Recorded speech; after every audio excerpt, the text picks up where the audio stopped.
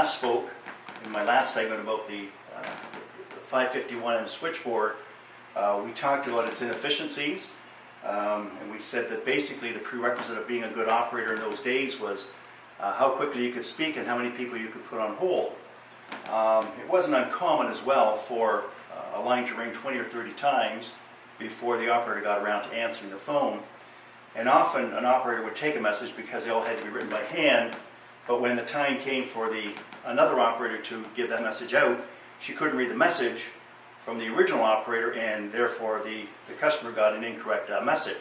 So it was a very, very ineffective system in terms of telephone answering service, but fortunately for the industry, it was the only technology that they had available at that time. When the telephone answering machine was introduced in the early 70s, it was a real threat to the telephone answering service industry, especially to everybody who was using switchboards, which all of us were. I mean, you know, the telephone answering machine could answer the phone on the first ring. It could give an accurate message out to the caller, and it would take an accurate message from the calling party. And of course, it was a heck of a lot cheaper than what we were charging as a telephone answering service.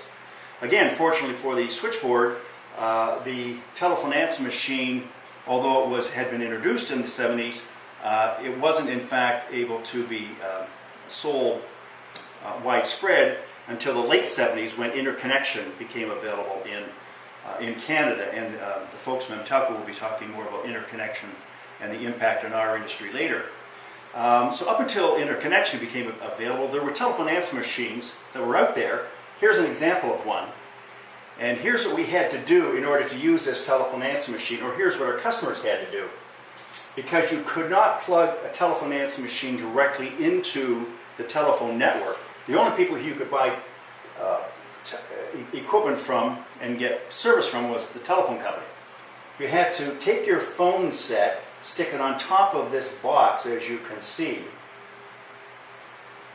and your receiver would sit on this coupler. So there was a speaker that was connected to the mouthpiece and a receiver that was connected to the earpiece of the handset. And when this machine sensed the ring on the phone, there was this little device that would actually pop up and release the plungers on the phone, which would then activate the tape machines and would give the caller an announcement, and then would record the caller's voice in this little device, in the receiver device up here. It was all very, very manual, and oftentimes the machine couldn't sense the absence of voice, and of course the plunger would not come down back on the plunger of the phone set, and of course the phone was busy all day long. So it was not very good. It was a great concept, but very unreliable. So again, it wasn't a threat to the telephone answering machine or telephone answering service industry until the late 1970s, when interconnect became available. So in the late 70s, when interconnection became available, and you could actually buy a telephone answering machine and plug it right into your phone system without the telephone company taking you to court and disconnecting your telephone service, it was a huge threat to our industry. And in fact, we started to lose a lot of customers, because that's really all they needed was somebody to take a message into, or answer the phone and to take a message. And this machine could do it reliably.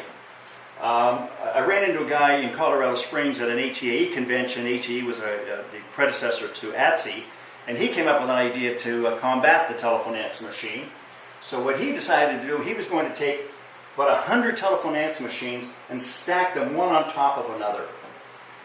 And they were remote telephone answering machines, so for every answering machine came with this little device with a touch-tone pad on it, and you could phone into your phone, your business phone. The answering machine would answer, and then with this little touch-tone device, you could actually play back your messages. But this guy was going to keep all the machines in his office mounted 100 at a time, and each machine would be hardwired connection to a customer's phone. And he was going to charge $25 a month for this service. And I thought this was really ingenious. And again, you have to remember, this was a good 7 or 8 years before the invention of the voicemail system. So I don't know how that fellow ever worked out, and whether his his idea ever came to fruition, but it was the sort of the predecessor to the voicemail system as we know it now. And anyway, the telephone answering machine had a huge negative impact on our industry. The value of telephone answering services plummeted during those days, and the profits plummeted as well. And there was a lot of consolidation going on when a lot of the larger telephone answering services were starting to acquire some of the smaller ones, especially with the lower multiples. Thank you.